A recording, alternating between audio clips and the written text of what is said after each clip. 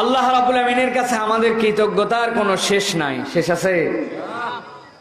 আমি আমার ভাষায় বলি, এই সিজনে, এই করোনা মহামারীর সময়ে আমরা যদি এখনো আল্লাহ রাব্বুল আমিনের কৃতজ্ঞ বান্দা হতে না পারি, তাহলে আমাদের তকদিরে আর কোনোদিন আল্লাহর কৃতজ্ঞ বান্দা হওয়ার সুযোগ নাও হতে পারে। কেমন করে? তিনটা প্রশ্ন করব, উত্তর দিতে হবে ঝটপট।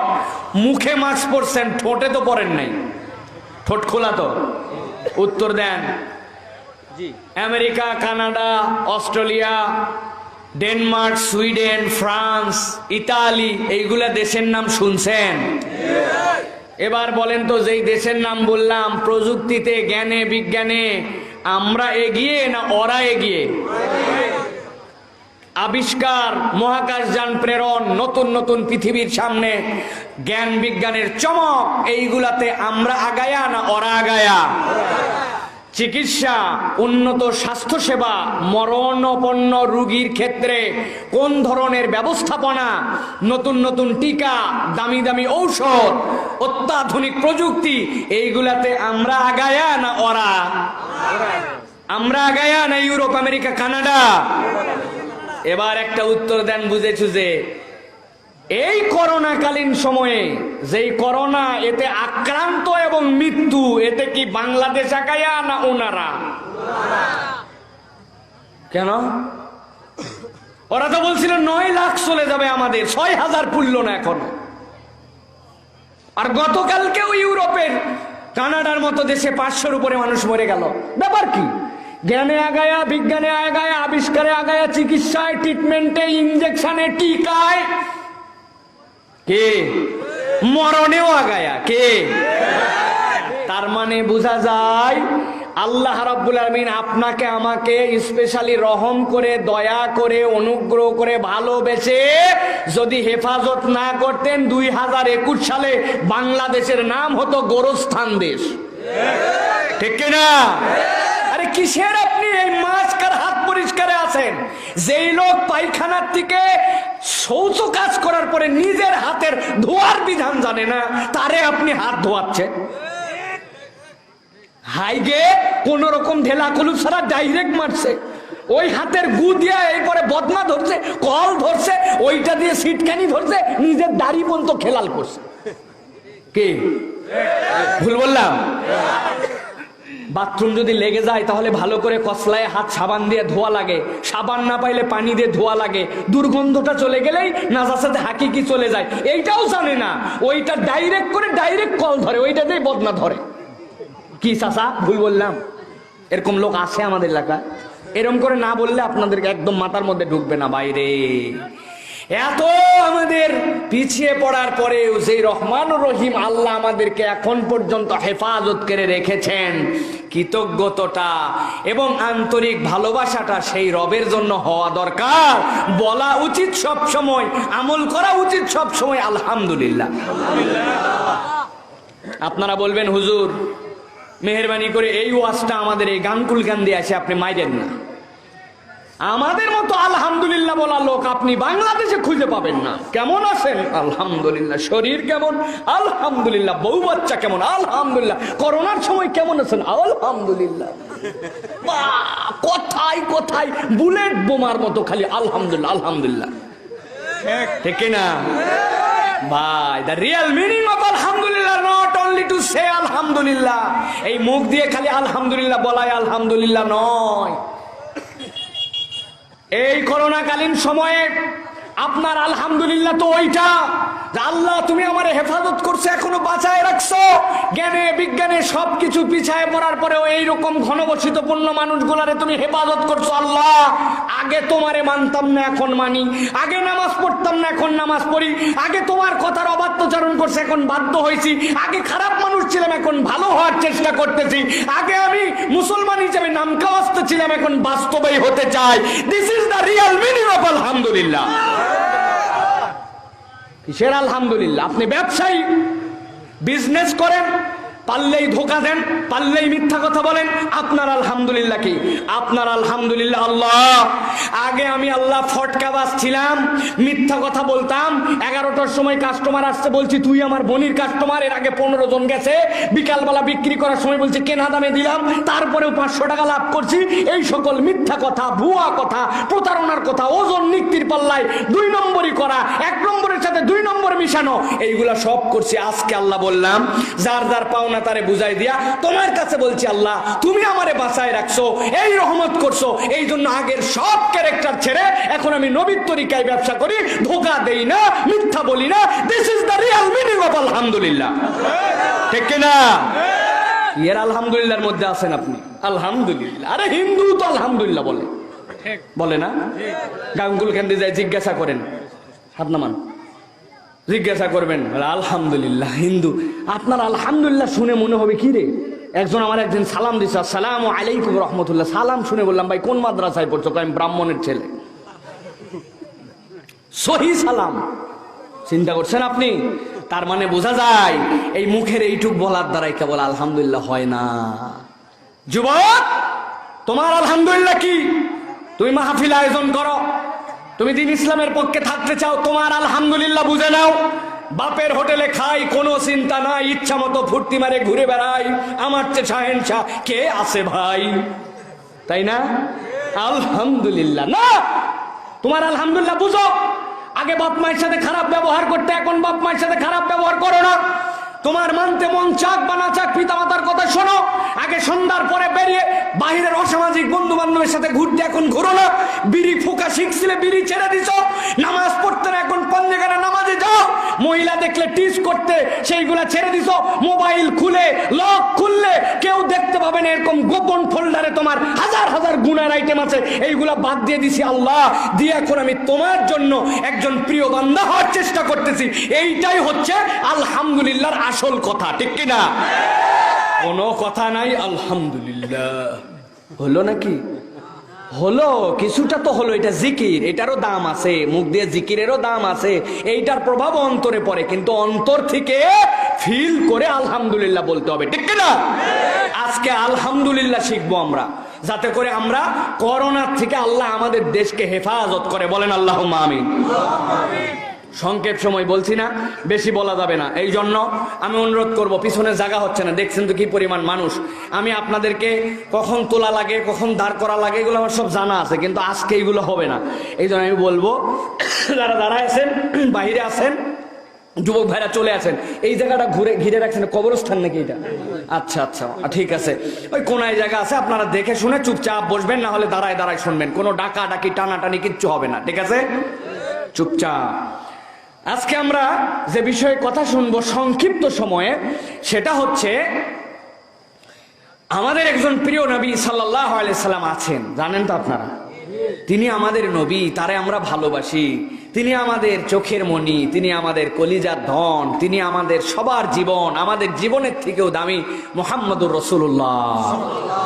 তারে আমরা ভালোবাসি ঠিকই, কিন্তু রাসূলুল্লাহ সাল্লাল্লাহু আলাইহি ওয়াসাল্লামের ভালোবাসা যে মুখের এই কথার দ্বারা হয় না, বরং রসুলের ভালোবাসতে হলে কতগুলা বেজ লাগে, ভিত্তি লাগে, রোকন লাগে, কতগুলা ভিত্তির উপর নবীদের ভালোবাসা প্রতিষ্ঠিত, এইটা অধিকাংশ মুসলমানই জানে না। ঠিক কিনা? একটা উদাহরণ দেই ভাই, 5 মিনিট লাগবে, এরপরে আলোচনায় ঢুকবো। ভালো করে বোঝার চেষ্টা করবেন। আমাদের নবী করিম সাল্লাল্লাহু আলাইহি ওয়াসাল্লাম একটা হাদিস বলেছেন, বুনিয়াল ইসলামু আলা খামসিন, শাহাদাতি আল্লা ইলাহা ইল্লাল্লাহ ওয়া আন্না মুহাম্মাদান আবদুহু ওয়া রাসূলুহু। আল্লাহ নবী বলছেন ইসলামের বেনা, ইসলামের ভিত্তি হচ্ছে 5টা। কয়টা? সবাইকে বলতে হবে কয়টা? 5টা। তার প্রথমটা হচ্ছে আল্লাহকে সাক্ষ্য দিতে হবে, রসুলকে আব্দ এবং তার রসুল হিসেবে স্বীকার করতে হবে। এরপরে নবীজি বলছেন ইকামিস সালাহ, সালাত আদায় করতে হবে, যাকাত দিতে হবে, রোজা রাখতে হবে, হজ ফরজ হলে হজ করতে হবে। এগুলো ইসলামের ভিত্তি। ঠিক কিনা? এখন আপনাদের কাছে বলবো ভাই, এই যে ভিত্তি, এই যে রোকন, এই যে বেনা বললাম, এর মানে কি? বেনা মানে কি? রোকন মানে কি? আপনারা কিছু কিছু জানেন, কিন্তু আমি আজকে মাথার মধ্যে ইঞ্জেকশন দিয়ে ঢুকাই দেওয়ার মতো করে বুঝাই দেই বেনা মানে কি। আপনাদের এলাকায় ক্লাস 6-এ 2019 সালের 1 জানুয়ারি একজন ছাত্রের ভর্তি করছে, তার বাপ নিয়ে যায়। 2020 সালের 1 জানুয়ারি ওই ছেলে 6 থেকে কোন ক্লাসে থাকবে? কোন ক্লাস? 7 যায় বসছে, 7ম শ্রেণী লেখা। ভিতরে ঢোকার পরে সবার নাম ডেকে ফেলাইছে, কিন্তু বাবা ওনার নাম ধরেন আব্দুল হাই, তার নাম ডাকে নাই। আবার মেম্বারের বেটা, কিরকম গরম গরম ভাব। এলাকায় একটা মেম্বার বলে কথা, 2 ভোটে জিতছিলাম। যাতা কথা নাকি? বলছে স্যার আমার নাম নাই কেন? ওই তোর বাপের ডেকে নিয়ে আয়, তোরে বলা যাবে না, তোর কথা বলার ঢঙ্গই তো খারাপ। নিয়ে আইছে বাপরে, স্যার আমার ছেলেটার নাম নাই যে স্কুলে, 7ম শ্রেণীতে। বলে ভাই 2019 সালে ভর্তি করে দিয়ে যে গেছেন, এরপরের থেকে আপনার বেটা স্কুলে আসে না, ক্লাস করে না, প্রথম সাময়িক পরীক্ষা দেয় নাই, দ্বিতীয় সাময়িক দেয় নাই, বাৎসরিক দেয় নাই, পরীক্ষার খাতা দেয় নাই, খাতা দিলে 33 পাওয়া লাগে, কোনো কিছুতেই নাই। এখন আপনি বলেন আপনার ছেলের নাম স্কুলে থাকবে? আমরা তো মনে করছিলাম আপনার সম্মানে তারপরেও রাখবো, কিন্তু দুর্ভাগ্য 33 পাওয়া লাগবে, তার জন্য একটা খাতা দেওয়া লাগবে, খাতাই নাই, নাম্বার দিব কোন জায়গায়? বুঝেন নাই? আপনারা এখন উত্তর দেন, যেই ছেলে ক্লাস করে না, স্কুলে আসে না, প্রথম দ্বিতীয় ফাইনাল কোনো পরীক্ষা দেয় না, ওই ছেলের নাম কি স্কুলে থাকবে? জোরে বলতে হবে, থাকবে। তার মানে যদি না থাকে তাহলে বোঝা যায় স্কুলের এগুলা ভিত্তি। এখন ইসলাম যদি একটা ইনস্টিটিউট হয়, complete code of human life হয়, ইসলাম যদি আপনার মানবতার বিধান হয়, ইসলাম যদি আপনার জন্য একটা স্কুল হয়, তাহলে ওই স্কুলে আল্লাহ রসুল বলেন এই 5টা বিধান তোমারে দিলাম, এই 5টা ভিত্তি দিলাম। এখন দুনিয়ার একটা লোক যত বড়ই বড় গলার লোক হোক, আর শক্তিশালী হোক, আর ক্ষমতাশালী হোক, ও যদি নামাজ না পড়ে, ও যদি রোজা না রাখে, হজ ফরজ হয়েছে হজ না করে, সময় মতো জাকাত হিসাব করে আদায় করে না দেয়, চিৎকার করে বলেন তো ওর নাম কি ইসলামের স্কুলে থাকবে? থাকবে? আপনি এরকম মুসলমান বাংলাদেশে আমাদের এলাকায় খুঁজে পান, নামাজ নাই, কালাম নাই, কিচ্ছু নাই, বুক ফুলায় কয় আমার ইমান চাঙ্গা আছে। আছে না? আসলে কি ইমান আছে? এটা কিন্তু আমি বলি নাই, আপনারাই বোঝেন, স্কুলে নাম নাই তার। তো আজকে আমাদের আলোচ্য বিষয় এটা নয়, শুধুমাত্র বেনা বোঝানোর জন্য এটা বললাম। আজকের আলোচ্য বিষয় হচ্ছে রাসূলুল্লাহ সাল্লাল্লাহু আলাইহি সাল্লামের ভালোবাসতে হলে কোন কোন ভিত্তির উপরে আমাদেরকে বিশ্বাস রাখতে হবে। রসুলকে যদি ভালোবাসতে চান তাহলে প্রথমত আমাদেরকে 3টা বিষয়ের স্বীকৃতি দিতে হবে। কয়টা বিষয়? জোরে বললেন, কয়টা? রসুলের ভালোবাসার ভিত্তি, রিসালাতের ভিত্তি, রসুলকে ভালোবাসে এই প্রমাণে 3টা আপনার প্রাথমিক বেনা। 1 নম্বর, রাসূলুল্লাহ সাল্লাল্লাহু আলাইহি সাল্লামের নবুয়তের স্বীকৃতি দিতে হবে। কিসের? নবুয়তের স্বীকৃতি। Michael H heart the hundreds বই লিখে গেছেন, 100 জন সেরা মনীষীর মধ্যে উপরে সবার নাম লেখছে। লোকটা খ্রিস্টান, নবী দিচ্ছে ভালো নবী নাই, মুহাম্মাদের চেয়ে ভালো মুহাম্মদ আর কেউ হতে পারে না, দুনিয়ার সেরা সব বলছে, কিন্তু মুহাম্মদ সাল্লাল্লাহু আলাইহি ওয়াসাল্লাম আমার নবী এইটা বলে নাই। মাইকেল এইচ হার্ট মুসলিম না নন মুসলিম? বুঝে নেন। তাহলে আপনাকে বুঝতে হবে রাসূলুল্লাহ সাল্লাল্লাহু আলাইহি ওয়াসাল্লামের নবুয়তে আপনাকে বিশ্বাস স্থাপন করতে হবে। 2 নম্বর আপনার বেনা হবে রাসূলুল্লাহ সাল্লাল্লাহু আলাইহি ওয়াসাল্লামের মর্যাদা এবং তার ভালোবাসায় আপনাকে স্বীকৃতি দিতে হবে। 2 নম্বর এইটা মুখস্থ করেন। 3 নম্বরে রাসূলুল্লাহ সাল্লাল্লাহু আলাইহি ওয়াসাল্লামের আনুগত্য এবং তার অনুসরণে আপনাকে বিশ্বাস করতে হবে। এই 3টা ভিত্তি যদি ক্লিয়ার থাকে, নবুয়তে বিশ্বাস, রাসূলুল্লাহ সাল্লাল্লাহু আলাইহি ওয়াসাল্লামের ভালোবাসা মর্যাদায় বিশ্বাস, রাসূলুল্লাহ সাল্লাল্লাহু আলাইহি ওয়াসাল্লামের আনুগত্য এবং অনুসরণে বিশ্বাস, এই 3টা যদি মানি তাহলে মুহাম্মদ সাল্লাল্লাহু আলাইহি ওয়াসাল্লামে বিশ্বাস করা হয়। বুঝতে পারছেন? আজকে আমাদের আলোচ্য বিষয় কি? ওই 3টার প্রথমটা, রাসূল সাল্লাল্লাহু আলাইহি ওয়াসাল্লামের নবুয়ত বা ঈমান বির রিসালাত বা রাসূল সাল্লাল্লাহু আলাইহি ওয়াসাল্লামের মুহাব্বত, যেটা প্রথম চ্যাপ্টার। একটা মানুষ আপনার ভালোই লাগে না, আপনি তারে স্বীকার করবেন কেমনে? রাসূলুল্লাহ সাল্লাল্লাহু আলাইহি ওয়াসাল্লামের মুহাব্বত, রাসূল সাল্লাল্লাহু আলাইহি ওয়াসাল্লামের রিসালাত, নবুয়তে যদি বিশ্বাস করতে হয়, মুখস্থ করে নেন, 4টা বিষয় আপনাকে স্বীকৃতি দিতে হবে। কয়টা? হাতগুলা রেডি করেন। রেডি করছেন? এরকম করে রেডি করেন। আমি বলবো কয়টা, সবাইকে হাত বাইর করতে হবে। কয়টা? সবার হাত বের হয় নাই। আবার রেডি, হাত নামান সবাই। কয়টা? আরেকবার হাত নামান। কয়টা? মুখস্থ করে ফেলেন প্রিয় ভাইয়েরা। 1 নম্বরে রাসূলুল্লাহ সাল্লাল্লাহু আলাইহি ওয়াসাল্লামের নবুয়তের সার্বজনীনতায় আপনাকে বিশ্বাস করতে হবে। নবুয়তে রাসূল সার্বজনীন। সার্বজনীন মানে কি? ছোট বড়, সাদা কালো, কুলি মজুর, 1400 বছর আগে, 14,000 বছর পরে, পৃথিবীর বুকের নিম্নবাস, উপর মানুষ, Europe, America, Canada, Bangladesh, Saudi Arab, Bangla, Urdu, ইংরেজি, ফার্সি, পৃথিবীর যত মানুষ আছে আমার নবীর নবুয়ত সকল মানুষের জন্য সার্বজনীন, ঠিক কিনা? এটা আপনাকে 1 নম্বর পরিষ্কার ভাবে বিশ্বাস রাখতে হবে। 2 নম্বরে রাসূলুল্লাহ সাল্লাল্লাহু আলাইহি সাল্লামের নবুয়তের সমাপ্তি হয়েছে। আল্লাহর নবী হচ্ছে খাতামান নবিয়্যিন, আল্লাহর নবী শেষ নবী, তারপরে কোনো নবী নাই, এইটা আপনাকে বিশ্বাস করতে হবে। বাংলাদেশে একটা দল আছে ভাই, ওরা আল্লাহকে আল্লাহ বলে, আমাদের নবীরে নবীও বলে, হজ করতে যেতে চায়, পশ্চিম দিক ফিরে নামাজ পড়ে, মসজিদ বানায়, আশহাদু আন্না মুহাম্মাদুর রাসূলুল্লাহ এই বলে আযান দেয়, কিন্তু অল্প একটু কথা বলে। কি বলে? বলে আমাদের একজন লোক আছে, উনার নাম হচ্ছে গোলাম আহমেদ কাদিয়ানি, উনি আসমান থেকে ঈসা মসিহ রূপে দুনিয়ার মানুষের কাছে আসছিলেন। লোকজন বলল, ওই আসমান থেকে আইছিল, কোন জায়গাতে উঠলো আর কোন জায়গায় নামলো, সারা জীবন তো আমাদের মধ্যে আছে। যখন লোকজন ঠাইছে ধরছে তখন বলছে না না, ভুল হয়েছে। খানিকক্ষণ পরে বলেছে যে উনি হচ্ছেন শেষ জামানায় যে ইমাম মাহাদি আলাইহিস সালাম আসবে, আল্লাহর ঘোষিত উনি মাহাদি। লোকজন বলছে বদমাইশি করার জায়গা পাও না, সারা জীবন ভারতে থাকলো, ইমাম মাহাদি আলাইহিস সালাম আসবে মক্কা শরীফে, তাওয়াফের সময় বের হবে, আর তুমি সিটিংবাজি করে এই জায়গায় বলছে ইমাম মাহাদি, ধোপে টেকে নাই। সর্বশেষ বলছে কি, আমাদের নবী তো শেষ নবী, তবে উনি হচ্ছে গোলাম আহমেদ কাদিয়ানির উপরে আল্লাহর পক্ষ থেকে কিছু কিছু এলহাম আসে, কিছু কিছু আল্লাহর পক্ষ থেকে বাণী আসে, শেষ জামানার উম্মতে মুহাম্মাদিরে শুধরানোর জন্য উনিও একটা নবুয়তের পাঠ নিয়ে আসে। চিৎকার করে বলেন, নামাজ, রোজা, হজ, যাকাত, কেবলা সব বলার পরে এই বিশ্বাস যদি করে তার কি ঈমান আছে? আমরা বলবো প্রিয় ভাইয়েরা, বাংলাদেশে খ্রিস্টান আছে, বাংলাদেশে বৌদ্ধ আছে, বাংলাদেশে নাসারা আছে, বাংলাদেশে উপজাতি আছে, বাংলাদেশে নানান সম্প্রদায়ের মানুষ আছে। আমরা সবাই সম্প্রীতি নিয়ে বাংলাদেশে থাকতে চাই, কিন্তু একটা বিষয় পরিষ্কার, নাসারারা নাসারাদের পরিচয় নিয়ে আছে, হিন্দুরা হিন্দুদের পরিচয় নিয়ে আছে, খ্রিস্টানরা খ্রিস্টানদের পরিচয় নিয়ে আছে। কোন ব্যক্তিকে যদি মুসলমানের পরিচয় নিয়ে মুসলিম দেশে থাকতে হয়, তাহলে আমার নবীকে শেষ নবী মেনে তবেই তাকে বাংলাদেশে থাকতে হবে।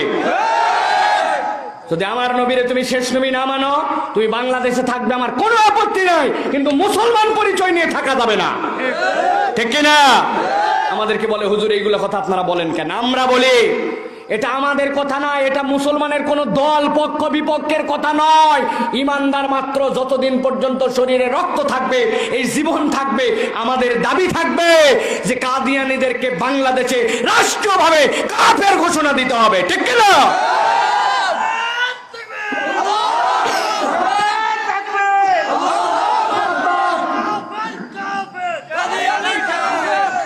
3 নম্বরে রাসূলুল্লাহ সাল্লাল্লাহু আলাইহি ওয়াসাল্লামের ভালোবাসার ভিত্তির 3 নম্বর নবুয়তের স্বীকৃতি যদি আপনাকে দিতে হয়, সবচেয়ে ইম্পর্টেন্ট 2টা, 4-এর 3। রাসূলুল্লাহ সাল্লাল্লাহু আলাইহি ওয়াসাল্লাম তার নবুয়তের দায়িত্ব পূর্ণাঙ্গ পরিপূর্ণভাবে আদায় করেছেন, এটা আপনাকে স্বীকার করতে হবে।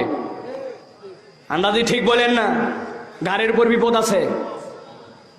রাসূলুল্লাহ সাল্লাল্লাহু আলাইহি ওয়াসাল্লাম নবুয়তের দায়িত্ব পূর্ণাঙ্গভাবে পালন করেছেন, এইটা আপনাকে স্বীকার করতে হবে। উদাহরণ দিব একটা, রাগ করবেন না তো। গত কিছুদিন আগে বাংলাদেশে একটা মন্ত্রণালয় থেকে একজন প্রজ্ঞাপন জারি করেছিলেন যে উনার মন্ত্রণালয়ে যদি কেউ আসে, পুরুষ মানুষ হলে টাকনুর উপরে কাপড় পরা লাগবে, মহিলা হলে বোরকা পরা, হেজাব করে আসতে হবে। শুনছেন ঘটনা? শুনছেন? আমাদের বক্তব্য হচ্ছে এটা ওনার বাপের কোম্পানি না, এটা ওনার গার্মেন্টস ফ্যাক্টরি না, এটা ওনার কোনো ব্যক্তিগত প্রতিষ্ঠান না, এটা একটা দেশের কনস্টিটিউশনের অধীনে একটা প্রতিষ্ঠান। এই প্রতিষ্ঠানে উনি ওই জায়গার পদে বসে এই কথা বলতে পারেন কি না পারেন, এটা নিয়ে সাংবিধানিক বিতর্ক হতে পারে, ঠিক কিনা? কিন্তু উনি যেই বক্তব্যটা দিয়েছেন ওই কথাটা নিয়ে কোনো বিতর্ক করার সুযোগ নাই। কি বলছেন উনি? মা সালামিনাল কাবাইনি দারি ফিন্নার। আমার নবী বলছেন যদি কোনো অ্যাডাল্ট পুরুষ মুসলিম হয় তাহলে তার টাকনুর উপর কাপড় পরা লাগবে, যদি না পরো, এই নিচে যদি যায় তাহলে তোমার জন্য এটা জাহান্নামে যাওয়ার কারণ হতে পারে। এই কথা আপনাকে বলে দেওয়ার পরে আল্লাহ রসুল বলছেন কোন মেয়ে যদি হয় তাকে পর্দাবৃত হতে হবে, হেজাব করতে হবে, এটা ইসলামের নির্দেশনা। এখন কোন একটা মানুষের কাছে আপনি এই বিধান বলার পরে বলছে ভাই আমার নবী যে কথা বলছে না এটাই সুন্দর কথা, এটাই করা উচিত, কিন্তু আমি পারি না ভাই, নামাজের সময় কিন্তু তুলিও মাঝে মাঝে ভাই, ওয়াদা করতেছি নতুন জামা কাপড় বানালে আমি এটা বাদ দিয়ে দিব, তবে এটা ঠিক ভাই, আমি পারি কি না পারি, আমার নবীর কথা ঠিক, আমার নবীর কথাই নির্ভুল, এই কথা যদি কেউ বলে এই ওজর কাহিটা নিলে নেওয়া যেতে পারে, ঠিক কিনা? কিন্তু আপনি এই কথাকে ক্রিটিসাইজ করতে করতে যদি এই কথা বলেন, যারা টাকনুর উপরে কাপড় পরে তারা জঙ্গিত্ববাদের দিকে যায়, যারা মুখের মধ্যে হিজাব করে তারা তালেবানি রাষ্ট্রের দিকে যায়, বাংলাদেশে টাকনুর উপরে কাপড় পরে বাংলাদেশে হিজাব আর পর্দা করে এই দেশটাকে জঙ্গি আর তালেবানি বানানো হচ্ছে, এই কথা যদি আপনি বলেন তাহলে আমার রসুলের সেই স্বীকৃতি আপনার দেওয়া হয় নাই, আমার নবীর শিক্ষার ব্যাপারে আপনি সন্দেহ করছেন, সেইটা নিয়ে কটূক্তি করছেন, এই কারণে দুনিয়ার মানুষ কিছু বলুক বা না করুক, কিন্তু আল্লাহর কাছে আপনি ঈমান থেকে খারিজ হয়ে যাবেন। ভালো করে বুঝে নেন, দুনিয়ায় আপনার পক্ষে নানান দালাল থাকবে, নানানজন দালালি করতে পারে, আমরা আপনার সাথে প্রতিবাদ করে কুলাতে নাও পারি, কিন্তু আপনার কাছে বলা থাকবে ভালো করে তওবা করে বুঝে ইমানের এই স্বীকৃতি বিশুদ্ধ করে যদি না যান, আপনার নাম আব্দুল্লাহ, বাপের নাম আব্দুর রহমান, ধর্ম আপনার ইসলাম, যত কিছুই বলে যান, এই ইমান না বুঝে গেলে আপনার হাসর নাসর আবু জেহেল উতবা সাইবার সাথে হবে। বুঝতে পারছেন তো? 3 নম্বর স্বীকৃতি এটা। 4 নম্বরে আল্লাহর নবী নবুয়তের দায়িত্ব পরিপূর্ণ পূর্ণাঙ্গ ভাবে কিয়ামত পর্যন্ত মানুষের জন্য আদায় করে দিয়ে গেছেন। বুঝছেন কথার মানে? আমার মাথায় ধরে না, আমি তো বুঝলাম না, এই বিধানটা সম্পর্কে আমার মাথার কনসেপ্ট ক্লিয়ার না, এগুলো আপনার ব্যর্থতা। আপনি বুঝেন বা না বুঝেন, আপনার মাথায় ধরুক বা না ধরুক, দুনিয়ার একটা লোক মানুক বা না মানুক, দুনিয়ায় এই নিয়ে কথা হোক বা না হোক, আমার নবী যেটা বলে গেছেন ওইটাই ঠিক, ওইটাই নির্ভুল, ওইটাই কিয়ামত পর্যন্ত মানুষের জন্য যথেষ্ট, আপনাকে এটা স্বীকার করতে হবে। বুঝে ঠিক বলেন, ব্যাখ্যায় আসতেছি, ঠেলা কি জিনিস আজকে টের পাবেন। আল্লাহ রাব্বুল আলামিন এই 4টা বিশ্বাসের আলোকে তাবৎ পৃথিবীর মানুষের জন্য আমার রসুলের ব্যাপারে 4টা আয়াতে কারিমা অবতীর্ণ করেছেন। আল্লাহ রাব্বুল আমিন রসুলকে বলছেন, হে রসুল আপনি দুনিয়ার মানুষের কাছে যে ঘোষণা দিয়ে দেন, কি ঘোষণা দিবেন? আল্লাহ আয়াতে কারিমা নাজিল করলেন, রসুল আপনি বলেন, ওয়া মা আরসালনাকা ইল্লা কাফাতাল লিন্নাসি বাশীরাও ওয়া নাযীরা। আল্লাহ রাব্বুল আমিন বললেন সূরা সাবার মধ্যে, হে রাসূল আপনি দুনিয়ার মানুষের কাছে যে বলেন, ওয়া মা আরসালনাক, আপনাকে আমি রব্বুল আলামিন প্রেরণ করি নাই, আপনাকে রিসালাত দেওয়া হয় নাই। চিৎকার করে বলেন তো, আপনার আমার রাসূলকে দুনিয়ায় আসছেন না আসেন নাই? আসছেন না আসেন নাই? আল্লাহ বলছেন আসেন নাই, আল্লাহ এরপর ইস্তেসনা করতেছেন ইল্লা দিয়া। আল্লাহ বলছেন হ্যাঁ আমার হাবিব তো আসছেন, আমার রসুল তো আসছেন, কি জন্য? কাফাতাল লিন্নাস, দুনিয়ায় যত মানুষ আছে সব মানুষের জন্য আমার রসুলের রেসালাতকে যথেষ্ট করার পরে আমি আপনাকে দুনিয়ার বুকে প্রেরণ করেছি। আল্লাহ রাব্বুল আমিন এরপরে বলছেন, রসুল আপনার অনন্য দুইটা উদাহরণ দিলাম, অনন্য 2টা বৈশিষ্ট্যের কথা জানালাম। আল্লাহ বলছেন, হে রসুল আপনি দুনিয়ার মানুষের কাছে আপনার পরিচয়টা তুলে ধরেন। আমার আল্লাহ সেই পরিচয় দিচ্ছেন, যাওয়ার পরে বলেন আপনি কি? আল্লাহ বলছেন বাশীরাও ওয়া নাযীরা, আপনাকে আমি রসুল প্রথম দুনিয়ার বুকে কোন রসুলকে পাঠালাম যেই রসুলের শানে প্রথমে বাশীর শব্দ ব্যবহার করলাম। আল্লাহ কোরআন অন্য জায়গাতেও বলছেন, ওয়া বাশশিরিল্লাযিনা আমানু ওয়া আমিলুস সলিহাতি আন্না লাহুম জান্নাত। হে রাসূল আপনাকে দুনিয়ার মানুষের কাছে বাশীর করা হয়েছে হয়েছে, সুসংবাদ দেওয়ার জন্য পাঠানো হয়েছে। সূরা নূহ খুলে দেখেন, আল্লাহ রাব্বুল আলামিন নূহের ব্যাপারে কি বলছেন? ইন্না আরসালনা নূহান ইলা কওমিহি, আমি নূহকে তার কওমের কাছে পাঠাইছি। কেন পাঠাইছি? আন আনদির কওমাক, আপনি আপনার কওমকে ভয় দেখাবেন, সতর্ক করবেন। কিন্তু আল্লাহ বলছেন, রাসূল আপনার পরিচয় হচ্ছে বাশীর ওয়া নাযীরা, আপনাকে আমি আল্লাহ বললাম আপনি আগে দুনিয়ার মানুষের কাছে খোঁজখবরি দিয়ে দিবেন। আল্লাহ নবী আয়াতে কারিমার রেফারেন্সে মুসনাদে আহমদের মধ্যে হাদিস আসছে, আল্লাহ নবী বলছেন, জানো না কে আমি দুনিয়ার মানুষের কাছে কেমন করে বাশীর হইলাম, কেন আমাকে বাশীর বলা হয়? আল্লাহ রাব্বুল আমিন বলছেন, রাসূল আপনি জানাই দেন। যদিও ওহিটা গায়রে মাতলু, কিন্তু তারপরে ওইটা আল্লাহরই কথা। আল্লাহ বলছেন, বলেন দুনিয়ার মানুষের কাছে, মা মিন আবদিন ইয়াশহাদু আল্লা ইলাহা ইল্লাল্লাহ ওয়া আন্না মুহাম্মাদান আবদুহু ওয়া রাসূলুহু ইল্লা হারামাহুল্লাহুন নার। রাসূল আপনি দুনিয়ার মানুষের কাছে যে জানান, একটা দুনিয়ার মানুষ যত বড় অপরাধী হোক না কেন, যত অপরাধ, যত গুনাহ, যত যাই করুক না কেন, আমি রাসূলকে এই জন্য বাশীর বানালাম।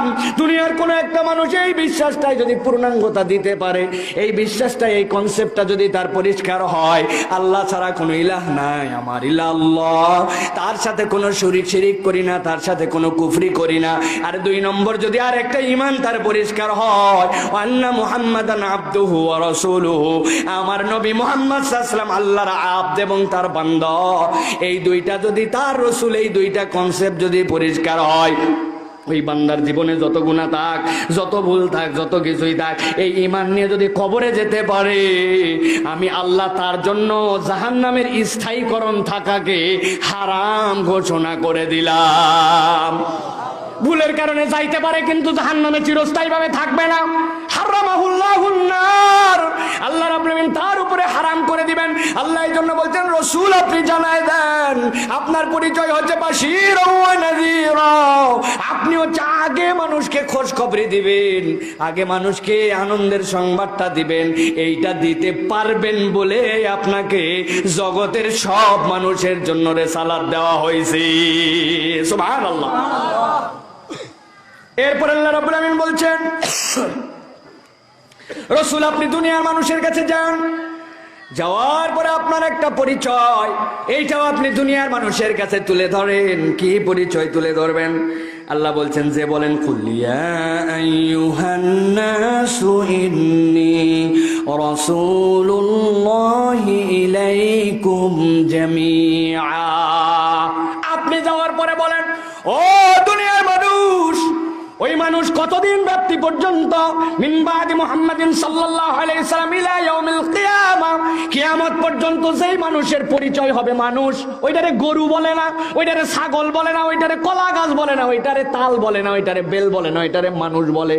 আল্লাহ বলছেন, বুঝাই দেন মানুষ রে, দুনিয়ায় যত মানুষ থাকবে সব মানুষের উপযুক্ত একটা রিসালাত দিয়া তবেই আমি আপনাকে দুনিয়ায় প্রেরণ করেছি। সুবহানাল্লাহ। আল্লাহ রাব্বুল আলামিন এরপরে যে আয়াতটা দিয়েছেন নবীদের শানে, এই আয়াতের মধ্যে অনেকগুলো কথা আছে। আল্লাহ রাব্বুল আলামিন বলছেন, দুনিয়ার মানুষের কাছে সবচেয়ে বিস্ময়কর আয়াত হিসাবে আপনি আয়াতটাকে দুনিয়ার মানুষের কাছে বলেন। আয়াতটা শুনতে খুবই সহজ। আল্লাহ রাব্বুল আমিন বলছেন, তাবারাকাল্লাযী নাযালাল ফুরকানা আলা আবদিহি লিয়াকুনা লিল আলামিনা নাযীরা। তাবারাকাল্লাযী, ভালো করে বুঝেন এই জায়গায় আল্লাহ রাব্বুল আমিন কি বুঝাচ্ছেন। আল্লাহ বলছেন, তাবারাকাল্লাযী, প্রশংসা, মহানুভবতা, বড়ত্ব ওই আল্লাহর। জিজ্ঞাসা করি আপনাদের কাছে, এই কথাটা কে বলতেছেন? একটু জোরে বলেন, কে বলছেন এই কথা? কার জন্য বলছেন এই কথা? আল্লাহ নিজের জন্যই নিজে বলছেন এই কথা। তাবারাকাল্লাযী, প্রশংসা কোন রবের? কে করতেছে প্রশংসা? আল্লাহ। কার জন্য করছেন? তার জন্যই। আল্লাহ জানাচ্ছেন এই জায়গায় কোরআনে আর একটা আয়াত আছে এরকম সুন্দর একটা ঘটনার জন্য। সুবহানাল্লাযী আসরা বিআবদিহি লাইলাম মিনাল মাসজিদিল হারামি ইলাল মাসজিদিল আকসা। আল্লাহ সেখানেও বলছেন সুবহান, মহাপবিত্রতা সেই রবের যিনি তার বান্দাকে রাত্রিকালীন সফর করাইছেন। মুফাসসিররা বলছেন, কেন আনেন আল্লাহ? এই আয়াত আনার কারণ হচ্ছে এরপরে মানুষের বিবেকে ধরবে না, মানুষ কল্পনা করতে পারবে না, এরকম আমি আল্লাহ রাব্বুল আলামিন এমন একটা ঘটনা দিব। আল্লাহ এখানে বলছেন তাবারাকাল্লাযী নাযালাল ফুরকানা আলা আবদিহি। ও দুনিয়ার মানুষ, আমি আল্লাহ তোমাদেরকে বিস্ময়কর কথা বললাম। ওই মহান রব যিনি অবতীর্ণ করেছেন এই ফুরকান মানে হচ্ছে কোরআন, কার উপর অবতীর্ণ করেছেন? আলা আবদিহি। এর মধ্যে আবার বিস্ময়করের কি আছে? আমার নবীর উপরে কোরআন আসছে, এটা তো সাধারণ কথা, কিন্তু না, এর মধ্যে এমন কথা আছে যে এই কথা বান্দার মাথায় কাজ করবে না। এই জন্য আল্লাহ অন্য আয়াতে তার উদাহরণ দিচ্ছেন, বান্দারে এই কোরআন যে আমার হাবিবের প্রতি দিলাম এত সস্তা বিষয় নয়। আল্লাহ বলছেন লাউ আনজালনা হাযাল কুরআনা আলা জাবালিন লারাআইতাহু খাশিআম মুতাসাদ্দিআ। আপনারা কতবার যে আয়াত শুনছেন তার কোনো শেষ নাই। যদি এই কোরআনকে পাহাড়ের উপর অবতীর্ণ করতাম, পাহাড় কাঁপতে কাঁপতে কাঁপতে কাঁপতে লোড নেওয়ার ক্ষমতা রাখতো না। বুঝি নাই আমরা, জিবালের ব্যাখ্যা বুঝি নাই, জন্য আমাদের কাছে অন্তরে টাচ করে নাই কথা। আল্লাহ রাব্বুল আলামিন অন্য আয়াতে বলছেন ওয়াল জিবাল আওতাদা। আজ থেকে 50 বছর আগে পর্যন্ত বিজ্ঞানীরা আবিষ্কার করতে পারে নাই, কিন্তু এখন বিজ্ঞানীরা বলছে ও দুনিয়ার মানুষ, ওই যে কাঞ্চনজঙ্ঘা এখান থেকে বাংলাদেশ থেকে নতুন করে দেখতে পাও, ওইটাই কিন্তু দুনিয়ার সর্বোচ্চ পাহাড় নয়। তোমরা যে দেখতে পাও সেই তিব্বত, হিমালয়, ওই যে উঁচু পাহাড়টা কত উঁচু জানো নাকি? আল্লাহ বলছেন পাহাড় যত উঁচু হোক না কেন, আমি আল্লাহ ওই পাহাড় বরাবর জমিনের ভিতরে ঠিক ততটুকুই নিচের দিকে গেড়ে রেখেছি। আপনার মাথায় কাজ নাও করতে পারে, কিচ্ছু যায় আসে না তাতে। হাতুড়ি নিছেন, নিয়ে একটা পেরেক পুঁততেছেন, এই জায়গায় পেরেক ভিতরে ঢুকে গেছে, মাথাটা কেবল বের হয়ে আছে। আপনি এসে জ্ঞানী জ্ঞানী করে তাকায় বলতেছেন না না ভিতরে কিছুই নাই, খালি উপরেই ঢুকাছে। লোকজন কবে থাকলেই কি না থাকলে কই বলত তুই সর, ঠিক কিনা? কেউ যদি বলে ভিতরে কিছু নাই, খালি মাথা আছে, তাতে কিছু যায় আসে? আমার আল্লাহ বলছেন আবিষ্কার করতে পারো বা না পারো, আমি আল্লাহ বললাম আল জিবালা আওতাদা। ওই পাহাড় উপরে যতখানি নিচে ততখানি গাড়া। কল্পনা করেন তো কত উঁচু জাবালের সাউরের মধ্যে উঠছে আল্লাহ নবী, যেখানে যে আত্মগোপন করেছিলেন 2.5 ঘন্টা লাগে উঠতে। আমি দৌড়াই দৌড়াই ওঠার পরে এই অবস্থায় এত উঁচু। ওই পাহাড় যতখানি উঁচু ততখানি মাটির মধ্যে গাড়া। আমার আল্লাহ বলছেন লাউ আনজালনা হাযাল কুরআন আলা জাবালিন লারাআইতাহু খাশিআন মুতাসাদ্দিআ।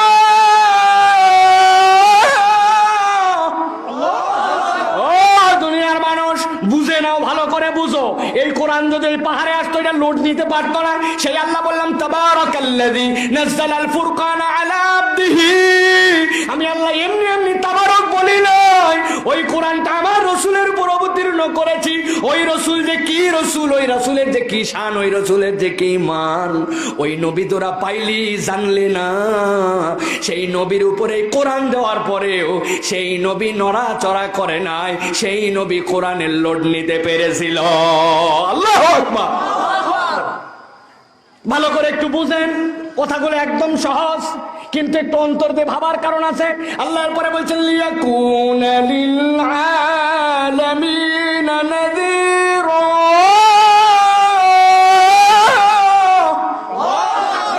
কেন আল্লাহ এটা বললেন লিয়াকুনা লিল আলামিনা নাযীরা? কেন এটা তোমাদেরকে কোরআন দিলাম?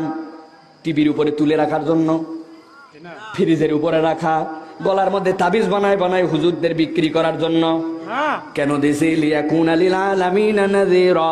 আপনি আর এই কোরআনকে দিলাম যুগের সর্ব জায়গাতে আপনি যেন মানুষকে এইটা দিয়ে সতর্ক করতে পারেন। সুবহানাল্লাহ। 3 দিন আগে আমাদেরকে বলতেছে, আগে পড়তাম এতে অ্যাপেল, বিতে বল, সিতে ক্যাট, এরকম করে পড়তে পড়তে এই স্টেজে পড়তাম হেন, অথবা কি পড়ছেন এই স্টার? হ্যানি তো পড়ছি আমরা, মুরগি। এখন নতুন করে বলতেছেন না না, হর্স পরা যাবে না, হ্যান্ড পরা যাবে না, এখন এই স্টে পড়তে হবে হ্যান্ড ওয়াশ। শুনছেন না আপনারা? কেন হ্যান্ড ওয়াশ করতে হবে? কারণ করোনা কালীন চলতেছে। এই করোনার সময় ভালো করে হাত ধোও। হাত ধোয়ার 6টা স্টেপ। প্রথমে এরকম, তারপরে এরকম, তারপরে এরকম, তারপরে এরকম, তারপরে এরকম, তারপরে এরকম, তারপরে এরকম, এইরকম করে হাত ধোও। 6 স্টেপ আছে, ঠিক কিনা? একটা লোক দারুণ করে হাত ধুইছে, ওরে হাত ধুয়ে টুয়ে একদম ক্লিয়ার, হাতের মধ্যে কোনো ভাইরাস নাই, কিছু নাই, 40 সেকেন্ড ধরে ধুয়ে শেষ। কিন্তু খানিকক্ষণ পরে নাকের গোড়া চুলকাইছে একটু, মুখ তো ধুইছিল না, আবার ভাইরাস হাতে আসছে কিনা কথাই বলেন না যে আপনারা আসছে কিনা এই জায়গাতে, মুখের থেকে আবার ভাইরাস হাতে আবার ধো, কসলায় মাথা খানিকক্ষণ পরে চুলকাইছে, মাথা তো ধোই নাই, মাথায় ভাইরাস আছে নাকি? অত দূর গেলাম না, মাথায় হাত দেয় নাই, মুখেও হাত দেয় নাই, চিন্তা করছে শার্টের হাতাটা গুজানো ছিল, একটু নামায় নাই, হাত শেষ, আবার দৌ। আমার নবী বলতেছেন 1450 বছর আগে লিয়াকুনা লিল আলামিন নাযীরা, আমি রাসূল আল্লাহর পক্ষ থেকে জেনে বলছি, বান্দা হাত এইটুকু নয়, যদি ধুতে চাস এই পর্যন্ত ধোয়া লাগবে, হাত ধোয়ার আগে মুখটা ধোয়া লাগবে, মুখ ধোয়ার আগে মাথাটা, তোমার মুখ ধোয়ার পরে মাথাটা মোছাও করে নিতে হবে। শুধু এরকমই নয়, ঘরের মধ্যে ঢুকবি, বাড়ির মধ্যে যাবি, হাতে নাই কিছু, পায়ে করে যে টাইনে নিয়ে আসিস তার কি হবে? পাও টাকনু সহ ধুইতে হবে। আমার রাসূল বলেন এইটাই প্রপার শিক্ষা, এইটাই কিয়ামত পর্যন্ত মানুষের জন্য লাগবে। দুনিয়ায় যা শেখাবে তার মধ্যে গ্যাপ থাকবে, কিন্তু আমি রাসূল যেটা দিলাম তার মধ্যে গ্যাপ নাই। মাথার মধ্যে এখন দেখি কতগুলো মশারি পরে ঘুরে বেড়ায়, দেখছেন? ও বাবা, এর আগ পর্যন্ত আমরা টুপি বলছি, টুপি পরার পরে আমাদেরকে মোল্লা মুন্সি নানান কিছু বলে খোঁচা দিছিলে, কিছুই বলি নাই। এখন দেখি মশারি পরাও, এখন বলতেছে তোমরা মুখের মধ্যে মাস্ক লাগাও। আমরা বলছিলাম বোন রে হিজাব করো, হিজাব করো, হিজাব করে না। এখন যে মাস্ক লাগায়, হিজাব করলে ব্যাকডেটেড হয়, ডবল ট্রিপল মাস্ক লাগাচ্ছে, ব্যাকডেটেড হয় না কেন? যদি আসতেই চাও তাহলে পিপি পরে আসো। কই আমার তো পিপি নাই। কই তোর বরের মোটর সাইকেলের যেই রেনকোট আছে তা ওইটা পর। কি ব্যাপার? আমার বউ বোরকা পরে, আমার বউ হিজাব করে, আপনি আমারে বউরে টিটকারি দেন, বলেন সে প্যাকেট হয়ে যাচ্ছে, বলেন সে জীবন্ত টেন। এখন যে তুমি রেনকোট পরছো, মুখের মধ্যে টিপল মাছ, মাথার মধ্যে মশারি, কই তোমার তো এখন কেউ ব্যাকডেটেড বলে না, দেখ না? তার মানে বোঝা যায় আমার নবী যেটা বলছেন ওইটাই ঠিক। আল্লাহ বলছেন লিয়াকুনা লিল আলামিন নাযীরা।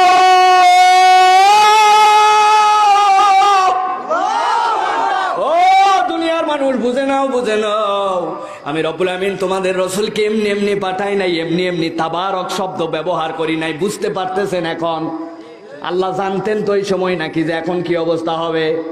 নবী কি জানতেন নাকি? কিন্তু নবীকে আল্লাহ রাব্বুল আমিন এই শিক্ষা দিয়ে দিয়েছেন। আল্লাহ বলছেন আপনার প্রতি এমন বিস্ময়কর কিছু দিলাম, এই জন্য আল্লাহ বলছেন তাবারক শব্দটা ব্যবহার করলাম। উদাহরণ দিতে থাকলে অন্তত ঘন্টা দেড়েক দেওয়া যাবে।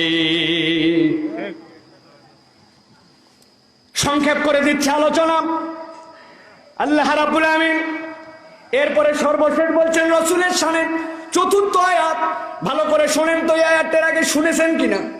আল্লাহ রাব্বুল আমিন বলছেন ওয়ামা আরসালনাকা ইল্লা রাহমাতাল লিল আলামিন।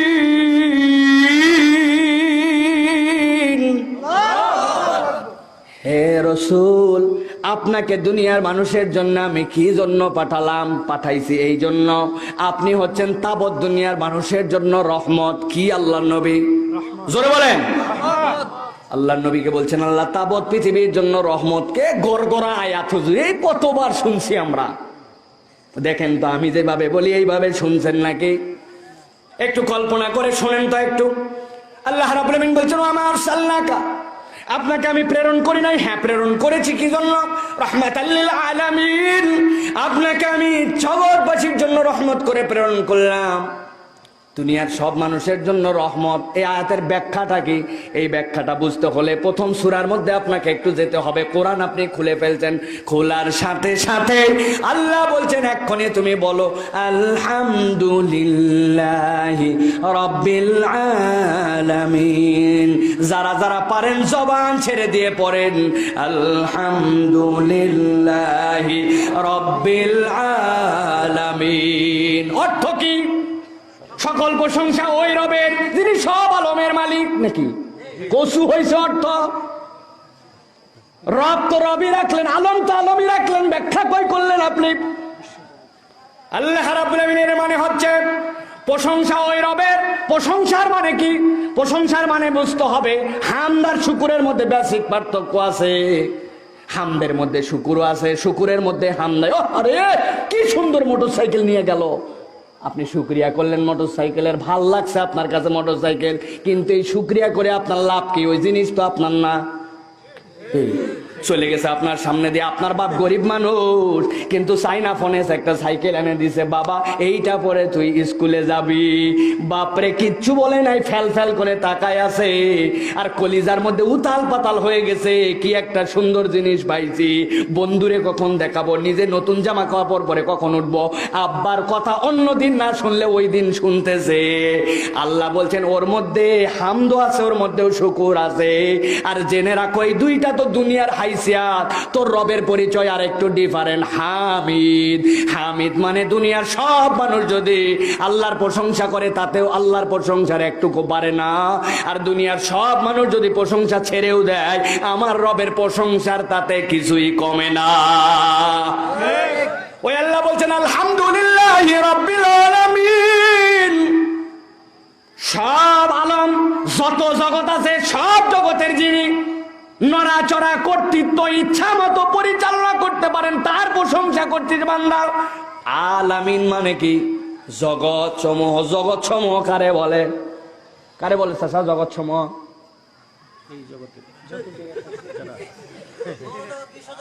শোনেন ভালো করে, একটু ছোট্ট একটু সংজ্ঞা দেয়, মাত্র 1.5 মিনিট। শুনতেছেন? বলেন তো, আপনাদের জানা জিনিস ধরি কঠিন নয়। দুনিয়ার তুলনায় সূর্য কত লক্ষ গুণ বড়। দুনিয়ার থেকে সূর্য যে আমরা আসি, সর্বোচ্চ তাপমাত্রা বাংলাদেশের রেকর্ড কত? সর্বোচ্চ তাপমাত্রা 49 ডিগ্রি বাংলাদেশের রেকর্ড। এর উপরে উঠে নাই এখন পর্যন্ত। সৌদি আরবে আমরা 65 পর্যন্ত পাইছি, 66ও পাওয়া গেছে। নাকের মাথা আমার ফাইটে রক্ত পড়তে শুরু করছে, এইরকম গরম। এখন বলেন তো, এই দুনিয়ায় আসতেছে 67, 68, ধরেন 100। এবার জিজ্ঞাসা করি, ওই সূর্য যে কেন্দ্র, ওই কেন্দ্রের মধ্যে সূর্যের তাপমাত্রা কত? 150 কোটি সেন্টিগ্রেড। কত? বুঝেন না আপনারা? আর একটু বুঝাই।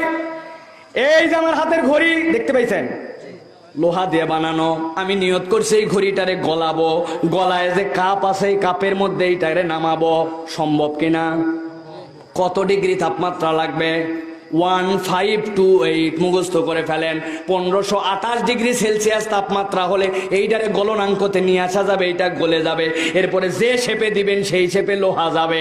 দুনিয়ায় একটা লোহা গলে 1528, 30 এইরকম সেন্টিগ্রেড তাপমাত্রায়। আর ওই সূর্য হচ্ছে 150 কোটি সেন্টিগ্রেড। বাড়ির যায় সুবহানাল্লাহ বলেন। বিজ্ঞানীরা বলছে, ভালো করে শোনেন, দুনিয়ার তুলনায় 13 লক্ষ গুণ বড়। এইটারে গুণিত দিলেন 500, কত বড় সাইজ হবে? মাপ বাইর করতে পারবেন? বিজ্ঞানীরা বলছেন, বিশ্বাস করো, দুনিয়ার তুলনায় 13 লক্ষ, এটারে 500 গুণ দিলে যত বড় হয়। এরকম অনেক গ্রহ উপগ্রহ আসমানে নামই জানি না, র্যান্ডম ঘুরে বেড়ায়। এবার একটা ধাঁধা ধরবো, উত্তর দেওয়া লাগবে। পারবেন? পিছন থেকে দিবেন একবারে উত্তর। 1 থালা সুপারি গুনতে পারে কোন ব্যাপারী? ও বাবা, এতে সবাই পারে। কি বোঝা যায়? তার মানে বোঝা যায় একটা তারা এত ছোট, আমাদের আয়ত্তের মধ্যে এক থালের মধ্যে অনেকগুলো ধরবে। কনসেপ্টটা এরকম, ঠিক কিনা? বিজ্ঞানীরা বলছেন, ও দুনিয়ার মানুষ একটু বুঝে নাও, একটু বুঝে নাও। দুনিয়ার তুলনায় 13 লক্ষ গুণ বড় সূর্য। ওইটারে 500 দিয়ে গুণ দিলে যত বড় হয়, এইরকম 13,000 কোটি সূর্য যদি এক জায়গায় করো, এক একটা তারা যেটা এত ছোট মনে করো, ওই তারাগুলা এত বড়, এত বড়, এত বড়। ওইটার মধ্যেই হাজার হাজার সূর্য ফেললে, 10 বিঘা একটা পুকুরে একটা মার্বেল ফেললে যেরকম পুকুরের খবর হবে না, ওই রকম তারার মধ্যে হাজার সূর্য ফেললে তারা জানতেও পারবে না এত বড় তারা। এইরকম তারা আসমানে অজস্র। আল্লাহ বলছেন, আলহামদুলিল্লাহি রাব্বিল আলামিন।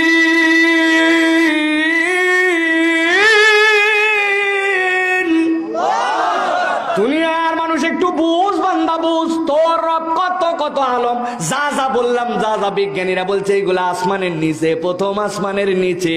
আল্লাহ বলছেন আল্লাহ রব্বুস সাবা সামাওয়াত, তোর রবের কোন 7টা আসমান 7টা জমিনের মালিক বান্দা। কল্পনা করে দেখ কোন রবের তুই হামদ করতে যে। ওই আল্লাহ বলছেন ওয়ামা আরসালনাকা ইল্লা রাহমাতাল লিল আলামিন, আমি আল্লাহ যত বড় আলম, যতগুলা আলমের জন্য রব, হে রাসূল আপনাকে অতগুলা আলমের জন্য রহমত করে পাঠাইছি। সুবহানাল্লাহ। বুঝে নেন বান্দা, ওমা আরসালনাকা ইল্লা রাহমাতাল লিল আলামিন। বুঝছেন আমার নবীকে? জিজ্ঞাসা করবেন হুজুর, নবীজি যখন বেঁচে ছিলেন তখন তো তিনি রহমত ছিলেন, কিন্তু নবী তো এখন নাই, নবী তো এখন দুনিয়ার থেকে চলে গেছেন, তারপরেও কেমন করে তিনি আমাদের জন্য রহমত? জিজ্ঞাসা থাকবে কিনা? সাহাবী আসে, ইয়া রাসূলুল্লাহ, কি হয়েছে বাবা, তোমার চোখ এরকম করে ধরছো কেন? বলি ইয়া রাসূলুল্লাহ, একটা বর্ষা ঢুকছিল চোখের মধ্যে, বর্ষার মাথাটা তো এমন, ও তো একাই বের হবে না, চোখটা নিয়ে বাড়ায় গেছে। আহা, আল্লাহ নবী হাত দিয়ে ধরছেন, ধরে আস্তে করে চোখটা সাহাবীর চোখের মধ্যে ঢুকায় দিয়েছেন, মুখের থেকে একটু থুতু দিয়ে আস্তে করে লাগায় দিয়েছেন। মদিনার লোক বলছে যেই চোখটা বেরিয়ে আসছিল আল্লাহ নবী ভিতরে ঢুকাইছেন, মদিনার বুকে কোনো মানুষের চোখ এত সুন্দর ছিল না। এই সাহাবী বলছেন আমি এই চোখেই সবচেয়ে বেশি দেখতে পাই। অনেক দিন বেঁচে ছিলেন, আর পরেও আল্লাহ নবী রহমত ছিলেন। হযরত আবু বকর সিদ্দিক রাদিয়াল্লাহু তাআলা আনহু ফুটার বিচ্ছু ঠেকাচ্ছিলেন, দংশন করছে, মুখ কালো। আল্লাহ নবী থুতু লাগাই দিয়েছেন, ব্যথা তো গেছে, বিষও গেছে। মরার আগের দিন পর্যন্ত গায়ের ব্যথার কোনো সমস্যা আবু বকরের ছিল না। সুবহানাল্লাহ। আল্লাহ নবী 1 কাপ দুধ দিয়ে আবু হুরায়রা রাদিয়াল্লাহু তাআলা আনহু দাঁড়িয়ে আছেন মসজিদ নববীর সামনে। আবু বকর জিজ্ঞাসা করছে, কি খবর আবু বকর? আলহামদুলিল্লাহ, তুমি কেমন আছো? আলহামদুলিল্লাহ। বলে না আবু হুরায়রা খাইছো নাকি? দাঁড়াইছেই বলার জন্য যে কেউ জিজ্ঞাসা করলে খাবার কত সহ্য করা যায় 7 দিন। ওমর চলে গেছেন, হাদিসের মধ্যে আসতেছে সব সাহাবী গেছেন, কেউ খবর নাই। আল্লাহ নবী দেখার পরে জিজ্ঞাসা করছেন, আবু হুরায়রা খেয়েছো নাকি? না ইয়া রাসূলুল্লাহ, অপেক্ষা করো, চলে আসতে দুধ। আবু হুরায়রা খুশি, আমার নবী তো জানে যে আমার পেটে ক্ষুধায় এক্ষুনি দিবে, এক্ষুনি খেয়ে ফেলবো। আল্লাহ নবী ডাক দিয়েছেন, আবু হুরায়রা লাফাতে লাফাতে গেছে সামনে, খুশি। আল্লাহ নবী বললেন, আহলে সুফায় কয়জন আছে? 70-এর অধিক, সবগুলারে ডাক দাও। আগে যতখানি খুশি, এখন ততখানি ফুস। খিদা আমার। আর 70 জনের ডাক দিতে বলছেন আল্লাহ নবী, বিসমিল্লাহ বলে ডান পাশ থেকে খাওয়াতে শুরু করছেন। খেতে খেতে খেতে খেতে ওই কাপ যখন আল্লাহ নবীর কাছে, আবু হুরায়রা খাও, খাইছে। আবু হুরায়রা আবার খাইছে, আবু হুরায়রা আবার খা। 3 বার খাওয়ার পর আবু হুরায়রা বলছে, ইয়া রাসূলুল্লাহ, আমার এই পর্যন্ত হয়েছে, আর যেন রিকোয়েস্ট করেন না, পারবো না। সুবহানাল্লাহ বলবেন না? 1 কাপ দুধে সব। আল্লাহ নবী তো হায়াতে থাকতে এইটা ছিল, নবী তো এখন চলে গেছেন, এখন কেমন করে আমাদের জন্য রহমত? জিজ্ঞাসা আছে কিনা? আমার নবী বলছেন, দুনিয়ার মানুষ শোনো, 5-6টা হাদিসের গ্রন্থে আসছে হাদিস।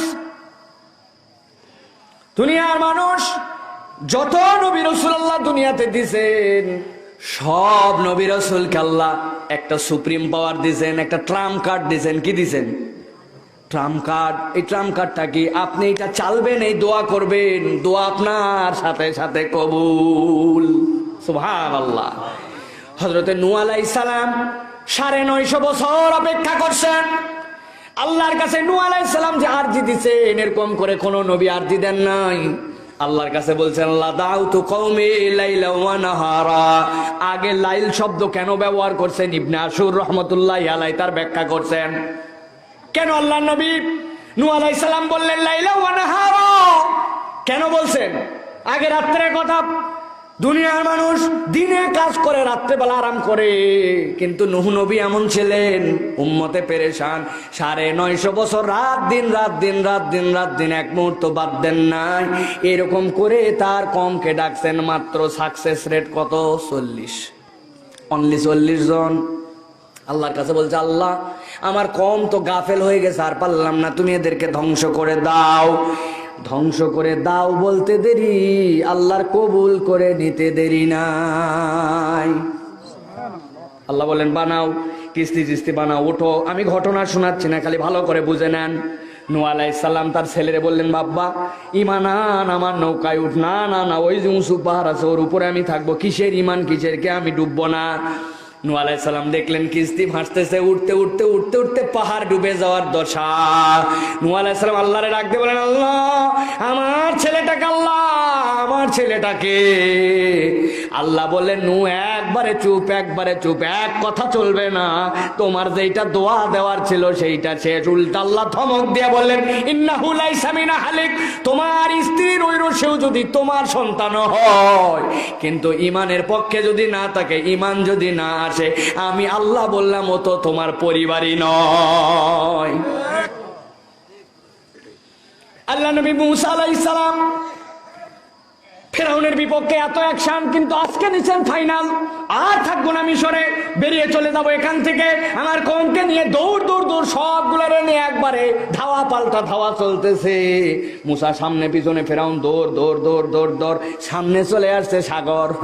কই যাব আল্লাহ, এতদিন বিচ্ছিন্ন বিচ্ছিন্ন ছিলাম, এখন সবগুলারে জড়ো করা পাইছে, এখন একটা একটা করে সাইজ করে দিবে। আল্লাহ তুমি আমারে বাঁচাও, আমার কম রে দোয়া দিয়া দিলাম, আমার ফাইনাল দোয়া পার করে দাও। আল্লাহ বলেন কবুল। মার বাড়ি বাড়ার সাথে সাথে 12টা রাস্তা হয়ে গেছে। মূসা আলাইহিস সালাম ওই পারে চলে গেছে। মূসার কম ছিল বড় 13 নম্বর 1। কয় নম্বর? পৃথিবীর সবচেয়ে 13 বনি ইসরাইল। ওই পারে পারে ওই পিছনে ঘুরছে, ঘুরে বললো, মূসা বুঝলাম না তো। কি বুঝলে না? পার করছো ভালো কথা, এপারে আসছি ভালো কথা, কিন্তু তুমি যে রাস্তা বানাই আইছো, দেখি ওই রাস্তা দিয়েই তো ফেরাউনও আসে, ওইটারে ঠেকাও। চিন্তা করছে কি জিনিস ওরা। মূসা আলাইহিস সালামের কোনো সময় শান্তি পেতে দেয় নাই। একটা আয়াত আপনারা শোনেন, হুজুররা আমরা সব সময় বলি, ওই আয়াত সাধারণ মানুষের জন্য আসে নাই। ওই আয়াতটা শানে নুজুল পড়ে দেখেন। ওই 13 লোক যারা ঘুরে বলছিল, মূসা ওই রাস্তা বানাইছো, পার করছো ভালো কথা, কিন্তু ওই রাস্তা দিয়েই তো আসতেছো, ওইটা ঠেকাও। মূসা আলাইহিস সালাম এই কথা বলার সাথে সাথে আল্লাহ আয়াত নাযিল করছেন, উম্মতে মুহাম্মাদের জন্য আল্লাহ দিয়ে দিয়েছেন, লা ইন শাকারতুম লা আযীদান্নাকুম ওয়া লা ইন কাফারতুম ইন্না আযাবি লাশাদীদ। শানে নুজুল খুলে দেখেন। ওই বিজয় দেওয়ার পরে আল্লাহ ওদেরকে ধমক দিয়ে বলছেন, শুকরিয়া যদি করিস বাড়াই দিব, নয়তো কিন্তু কপালে খারাপ আছে। মূসা তো বেকায়দায়, আল্লাহ পার করছি ভালো কথা, এখন ফেরাউন তো সত্যি আসতেছে, ঠেকাও। আল্লাহ বলেন চুপ, দোয়া শেষ। তুমি পার করার দোয়া করছো, বন্ধ করার দোয়ার ক্রেডিট তোমার আর নাই। আমার আল্লাহ নিজের দয়া এরপরে ফেরাউনকে নাস্তানাবুদ করে দিয়েছেন। সব নবীর দোয়া শেষ। আমার নবী কেমন করে রহমত রে ভাই। আল্লাহ নবী বলছেন, আমি দোয়া করি নাই। দোয়া করার পরিবেশ তৈরি হয়েছিল অনেকবার, কিন্তু আমি করি নাই। ফেরেশতারা আমারে সাপোর্ট পর্যন্ত দিয়েছে, করেন খালি করেন। আপনাদের কাছে জিজ্ঞাসা করি, মুরব্বীরা, আপনারা কেউ কি খরম দেখছেন ভাই? খরম কেমন খরম হয়? কাঠের, একটা নখের মধ্যে খালি একটা গুটলি। কি চাচা, আপনাদের কাছে জিজ্ঞাসা করে বলেন তো, খরম নিয়ে কাদার মধ্যে যদি যান, বিভিন্ন জায়গায় যান, খরম ছুটে আলাদা হবে, পা ছুটে আলাদা হবে। খরমেট লেগে থাকার কথা না পায়ের সাথে, কারণ স্যান্ডেল ফিতা, আপনি শুজ এরকম কেটস পরেন, ওইটা এরকম নয়, তাই তো? কিন্তু তায়েফের ঘটনা কতবার শুনছি, আর একটুখানিও মনের মধ্যেও ভাবি নাই, আহারে নবীর খরমের সাথে নাকি পা আটকায় গেছিল। একটু কল্পনা করেন, একটা মাত্র নখ থাকে, তার মধ্যে খরম পড়া, কি পরিমাণ রক্তপাত হতে হবে, কি পরিমাণ ব্যথা দিছে। আল্লাহর নবীর খরম আটকাইছে পায়ের মধ্যে, কি পরিমাণ ব্লিডিং, কি পরিমাণ কষ্ট, কল্পনা করেন একবার। ফেরেশতারা সহ্য করতে পারে নাই। ফেরেশতারা আসছে মালাইকুল জাবাল। আপনি শুধু বলে দেখেন, নাস্তানাবুদ করবো না, না না, আমি ধ্বংস করতে আসি নাই। এরপরে এমন কম আসবে যারা আমার উম্মত হবে, আমি তো মারতে আসি নাই। আল্লাহ নবী একবারও দোয়া করেন নাই। ওই দোয়াকে আল্লাহ নবী রিজার্ভ করে রাখছেন। আল্লাহ নবী বলছেন, বিচারের ময়দানে হাসরের পরে বান্দা যখন ফুলসিরাত পার করে যাবে, আমি আল্লাহর কাছে আমার শাফাতের সেই মর্যাদা নিয়ে দাঁড়াবো। আল্লাহর কাছে আমি রব্বুল আমিনের কাছে কাছে বলে দিব, আল্লাহ দুনিয়ার বুকে তুমি আমাকে আরেকটা নিয়ামতের কথা বলেছ, ওয়ালা সাউফা ইউতিকা রাব্বুকা ফাতারদা, আপনার এমন দেওয়া দিব আপনি খুশি হয়ে যাবেন। ওই দোয়ার জায়গায় এই দোয়া বসায় বলবো, আল্লাহ আমার যে উম্মতের ঈমান আছে, হাজার পাপ থাকুক না কেন, ওই উম্মতের পানিশমেন্টের পরে যতক্ষণ না জান্নাতে যায়, আমি রসুল আমার ইমানদার উম্মত জাহান্নামে থাকা পর্যন্ত জান্নাতে যেতে রাজি নাই। ওমা আরসালনাকা ইল্লা রাহমাতাল লিল আলামিন।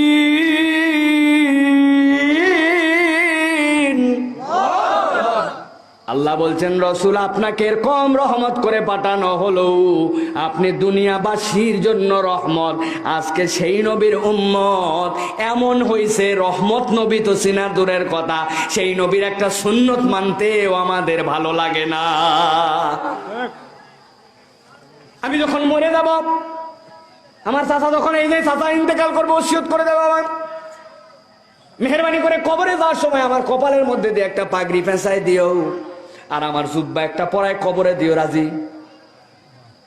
রাজি না? কেন ভাই, আপনাদের মনে তো কষা কেন? কি হবে দিলে? একটু পাগড়ি নবীর সুন্নত পরে কবরে যেতে দিতেছে, কি সমস্যা? একটু জুব্বা পরা দিলে কি সমস্যা? বললেন হুজুর এই সকল আবেগ আলগা মারেন না আপনি, এটা নবীজির দেওয়া তরিকা নয়। নবীজি যেমনে কবরে বসাতে বলছেন ওই রকম করে পাঠাতে হবে। উনি যতই হুজুর হোক আর যতই নসিহত করুক, এইটা মানতে রাজি নাই, ঠিক কিনা? তাহলে সেই নবীর তরিকায় আপনি কবরেও তারে নামাতে রাজি নাই, সেই মানুষটাই দুনিয়াতে কোনো জায়গায় নবী নাই, নবী নাই, নবী নাই। কেমনে তাহলে নবুয়তের দাবি করি আমরা? কেমনে দাবি করেন? আপনার সাথে কবরের মধ্যে আপনার টুপি যাবে, পাগড়ি, আপনার কোন রকম বাহ্যিক সুন্নত কিচ্ছু যাবে না, একমাত্র এই দাড়িখানা কবরের মধ্যে যাবে, ঠিক কিনা? ভালো করে বিচার করে দেখেন। হাদিসের মধ্যে আসছে মান নাবিয়ুকা, আরেকটা রিওয়ায়াতের মধ্যে আসছে মান হাযার রাজুলুল্লাযী বুইসা ফি কবরি। এই লোকটারে দেখতে পান নাকি? দেখেন তো, চিনেন নাকি? ইমতে কল আসছে, আপনার বউর সাথে আপনি কথা বলেন বিদেশ থেকে, আমার নবীরে কি দেখানো কঠিন নাকি? দেখো তো চিনো কিনা? বাবা, আমার নবীর এত সুন্দর দাড়ি, মোবারক দাড়ি, এত সুন্দর চেহারা, আপনারে যাওয়ার পরে দেখা যাবে আপনি পুরা সাফান সাফা সলসলা। নবীর সাথে মিললো? মিললো? কত ভাবে আর বুঝাবো, বোঝেন তো আপনারা। আমি আপনাদের কাছে করজোরে অনুরোধ করি ভাই, আপনারা, আমি এত বড় দাড়ি রাখতে বলতেছি না, আপনারা অনুরোধ দিয়ে গেলাম, আপনি দাড়ি কাটাটা বন্ধ করেন, দাড়ি চাষাটা বন্ধ করে একটু রাখেন। যা গুনাহ হয় আমি দেখবনি পরে, যেই না একটু রেখে দিবেন, আল্লাহ অল্প দিনের মধ্যে আপনার মধ্যে বুঝ দিবে এটা সারা লাগে, আস্তে আস্তে বড় হতে হতে হয়ে যাবে। আপনি কাটা বাদ দেন অন্তত পক্ষে এই ফরজ তরক, তাহলে আপনার গুনাহটা বাঁচবে। যাদের দাঁড়িয়ে আছে তারা মনে করছে হুজুর এতদিন পরে একটা ইঞ্জেকশন চলিতেছে, তাই না? অমুক বন্ধুর দিকে নজর চলে গেছে, তমুকের দিকে মন চলে গেছে। দাড়ি নাই যাদের আমাদের আছে। এবার আসেন তো, এবার দাড়িওয়ালাদের জন্য কি আছে? আপনাদের এলাকায় মুদিখানার দোকান আছে? আছে। মসুরের ডাল পাওয়া যায়, 3 ধরনের মসুরের ডাল মুদিখানায় দেখা যায়। দেশি চিকন 110 টাকা, দেশি মোটা 90 টাকা, ইন্ডিয়ান একটা আছে 70 টাকা। এত বড় দাড়িওয়ালা দোকানদার চিন্তা করছে 110 টাকার ডাল বেচে তো অত লাভ হয় না, কেমনে এটা বাড়ানো যায়। দোকানের শাটার রাত্রেবেলা বন্ধ করার আগে নামায় কর্মচারীরা বলছে, ওই যে মোটা দানার যে 10 কেজি আছে, এই 40 কেজির বস্তার মধ্যে মিশ দে। কয় নম্বরটায়? 1 নম্বরটায় মিশ দিয়ে এখন কেজি প্রতি পড়তা হবে 40 টাকা। পরের দিন গোসল করে দোকানে চলে আসছে, দোকান খুলছে, দাড়িটা ঘন, দাড়ির মধ্যে পানি আছে, দাড়ি ঝাড়তেছে। দাড়ি ঝাড়তে ঝাড়তে এক কাস্টমার সামনে হাজির, বাবা মসুরের ডাল আছে নাকি? 1 নম্বরটা এই যে,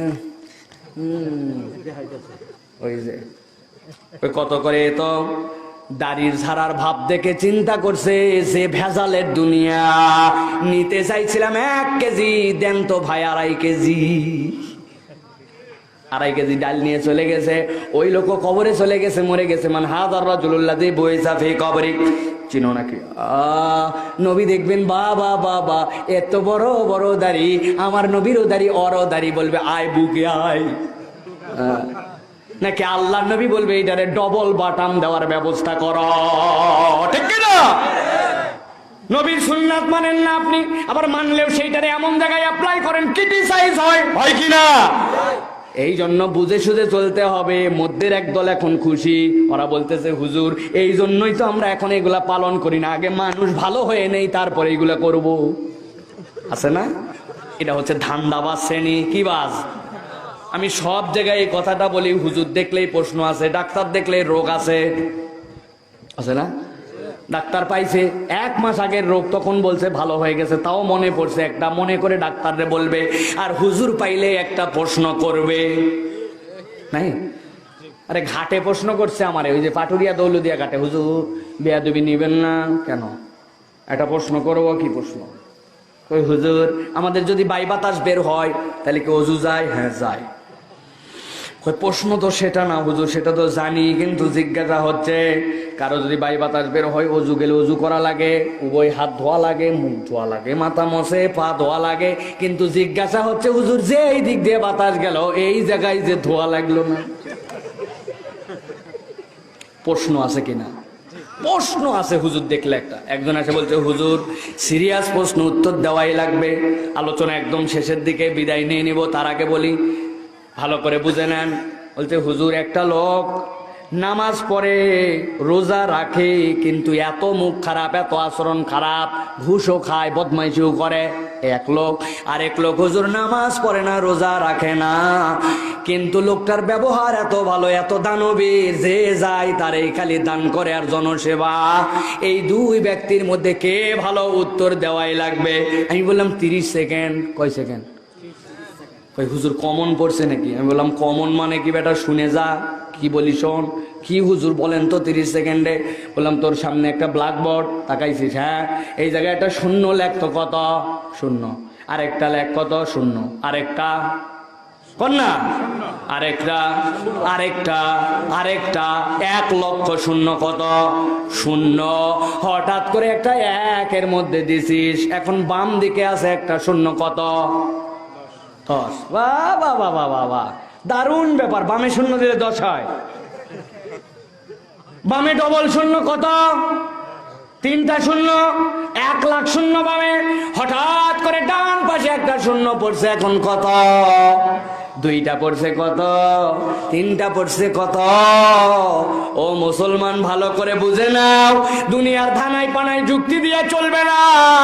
তোমার আমার আমল নামার মধ্যে নবীর সুন্নাত, নামাজ, ঈমান এইগুলা হচ্ছে এক। এইটা যদি কেউ মজবুত করতে পারে, কিছু না থাকলেও তার কিছু আছে। কিন্তু যার কপালে এক নাই, দুনিয়ায় তুমি ফাটাই ফেলো না কেন, আল্লাহর কাছে 5 পয়সার তার মূল্য নাই।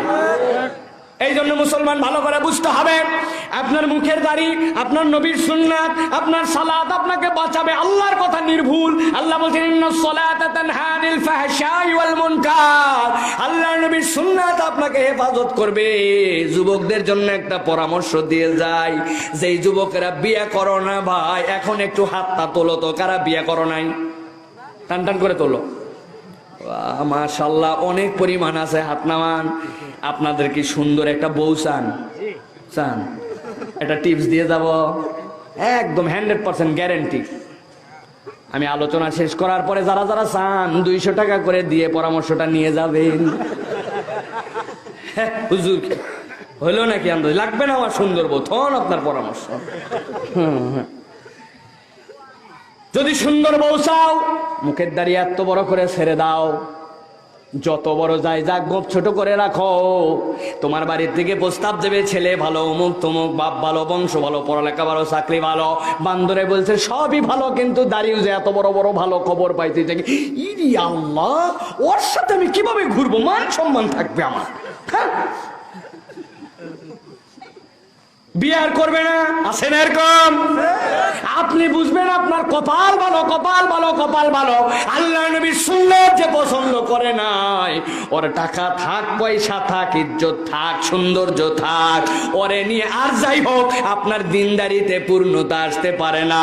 আর যদি এরকম মেয়ে হয় যার কাছে খবর পেতে সবই আছে কিন্তু দাড়িটাও বড়, ওই মেয়ে বলবে আলহামদুলিল্লাহ, আমি তো এরকম ছেলেই খুঁজছি, ওসিলা ওর দাড়ি ওরে অনেক কিছু থেকে হেফাজত করবে। আজান হয়ে গেছে মসজিদে, আরো একজন নামাজে যায় না, ও মসজিদের ধারে যে দাড়ি নাই ও ওরে নসিহত করে, এত বড় দাড়ি রেখে নামাজের সময় বাইরে কে। চিন্তা করছেন? ওর নিজের জামাতের খবর নাই, দাড়িওয়ালারে ঠেলে। সিগারেট কিনতে গেছে দোকানে, দোকানদার জিজ্ঞাসা করে, ওই এটা তোর জন্য না কার জন্য? এত বড় দাড়ি নিয়ে তুই কিনতে আসছিস গন্য বিড়ি, যা ফট। কি ও দোকানে বেচে কিন্তু দাড়িওয়ালারে দিতে চায় না।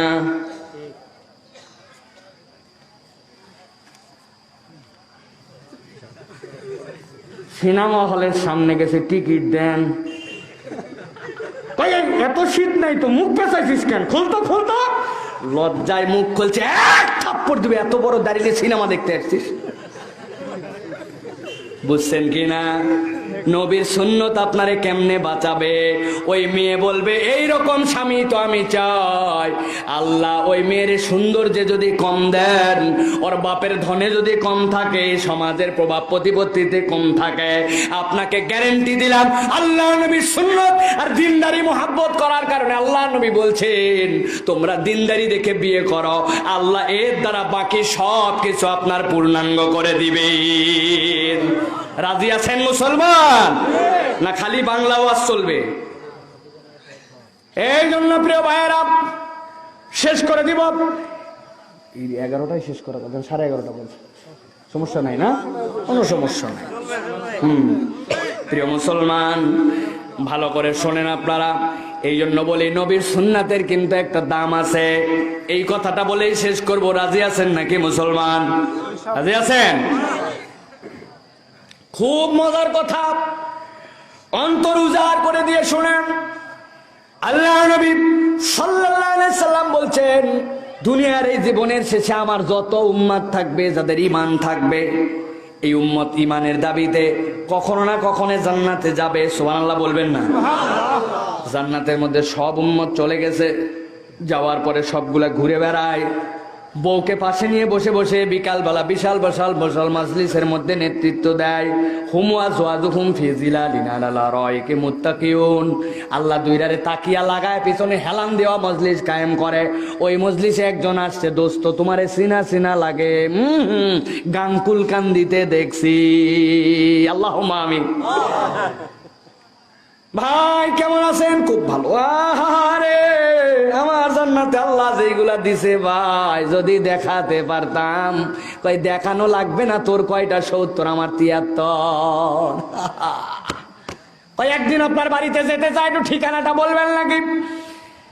ওই সময় দুই শ্রেণীর লোক হবে যারা নিজেদের জান্নাতের ঠিকানাটা তুলে ধরবে। ওই ধরার সিস্টেমের মধ্যে দুইটা পার্থক্য। একটা দল যখন জান্নাতের ঠিকানা বলবে, বলার আগে আনন্দে নিজের বুক চাপড়াবে, বুক চাপড়ায় চাপড়ায় বড় গর্ব করে সেই নামটা বলবে। বুক যখন চাপড় দিবে আর বলবে, বান্দা অবাক হয়ে যাবে, ঠিকানা জানতে চাইছে কিন্তু বুক চাপড়ায় কেন? কেন বুক চাপড়ায় বুঝেন? আমি বলেছি এর আগেও, ঢাকায় গুলিস্তানে আমার সাথে এক লোকের দেখা হয়েছিল। লোকটার একটু চিনা চিনা লাগছে, দেখা হয়েছে কোথাও না কোথাও, মেমোরিতে আনতে পারি না। লোকটাকে জিজ্ঞাসা করছি, মুরব্বী আপনার বাড়ি কোথায়? জিজ্ঞাসা করতে না করতে দেখি লোকের পিকআপ বাইরে গেছে। বলে আমার বাড়ি যেমন তেমন জায়গায় নাকি, সাবেক রাষ্ট্রপতি ওর বাড়িতে ঢুকবে আর আমার বাড়িতে পা না দিয়ে ঢুকতে পারে নাকি? মানে কি? আমার বাড়ি হচ্ছে রংপুরে এরশাদ সাহেবের বাড়ির ধারে। বাবা কি ভাব! বললো আপনি ঢাকায় কি করেন? কয় ভ্যান চালাই। আরেকজনের সাথে ফেরিতে দেখা, একবার নাই লোকরা আমি অনেকবার দেখছি। জিজ্ঞাসা করলাম, মুরব্বী আপনারে খুব চিনা চিনা লাগতেছে। বলতে সিনারি কথা।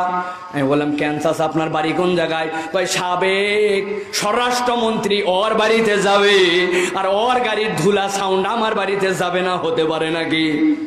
বিরাট ব্যাপার। বুঝলাম চাচা কোথায়? কয় সাবেক স্বরাষ্ট্রমন্ত্রী ছিল নাসিম সাহেব, সিরাজগঞ্জে আমার বাড়ি। আমি বললাম চাচা আপনি ফেরিতে কি করেন? ভিক্ষা করি। ভাবটা কিন্তু কত বড়!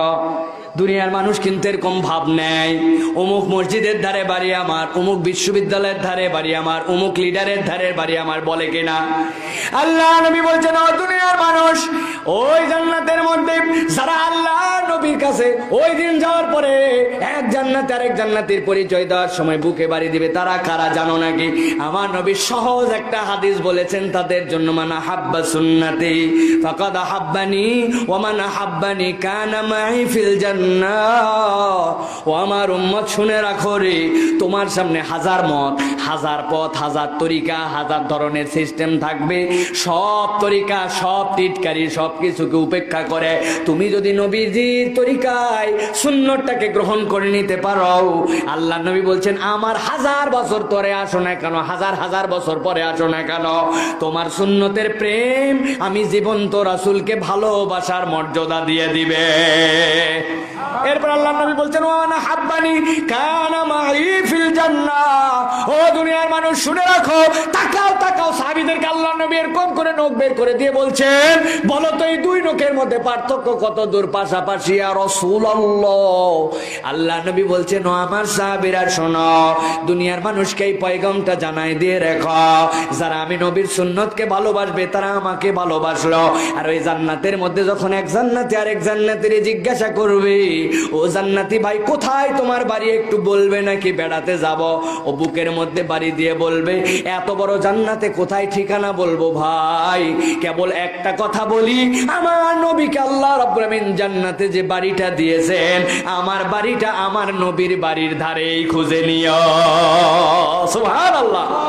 তাহলে কি নবীজি সাল্লাল্লাহু আলাইহি সাল্লামের সুন্নাত আমরা মানবো না ছাড়বো? রাজি তো? বুঝে সুঝে তো? খালি দাড়ি টুপিতেই সুন্নাত সীমাবদ্ধ নয়, আমাদের আরো সুন্নাত আছে। রসুলের খুলুকে সুন্নাত আছে, আচরণের সুন্নাত আছে, স্ত্রীদের সাথে সুন্নাত আছে, বাচ্চাদের সাথে সুন্নাত আছে, নেতা হলে আপনার অধীনস্থদের ব্যাপারে আপনার সুন্নাত আছে। সব সুন্নাতের সমন্বয়ে আমাদের জীবন গঠন করতে হবে। আল্লাহ আমাদেরকে তৌফিক দান করুক, বলেন আল্লাহুম্মা আমিন। আল্লাহ রাব্বুল আমিন মেহেরবানি করে এই সকল মানুষগুলোকে একত্রিত করে রসুলের যে মহাব্বত, রসুলের যে সুন্নাত বুঝা এবং রসুলকে মানার যে ফাউন্ডেশন বলা হলো, এর উপরে পূর্ণাঙ্গ ঈমান এনে আমাদেরকে এক জান্নাতে একটু থাকার অ্যারেঞ্জ করে দেন, বলেন আল্লাহুম্মা আমিন। ওয়া আখির দাওয়ানা আলহামদুলিল্লাহি রাব্বিল আলামিন। সুবহানাকাল্লাহুম্মা বিহামদিকা আশহাদু আল্লা ইলাহা ইল্লা আনতা